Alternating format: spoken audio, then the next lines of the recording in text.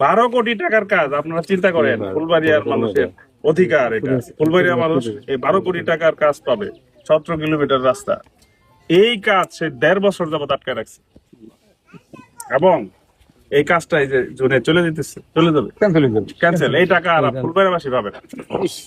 এবং এরপরে দেখেন আমরা কি করছি, ইঞ্জিনিয়ার সাহেবের আছে, আমি ধন্যবাদ দেই ইঞ্জিনিয়ার সাহেবকে। ইঞ্জিনিয়ার সাহেব খুবই উদ্যোগী হয়েছে, আলহামদুলিল্লাহ। উদ্যোগী হয়ে সে এই কন্ট্রাক্টরকে আমার সামনে ডাকায় আনছে। 2 নাম্বার করে দিচ্ছে, এই যে সংক্রান্ত আপনারা এটা আদায় করতে পারেন। তার খোয়া ফেরত নিচ্ছে স্যার, নিচে হ্যাঁ ফেরত নিচ্ছে জোয়ার ভাই।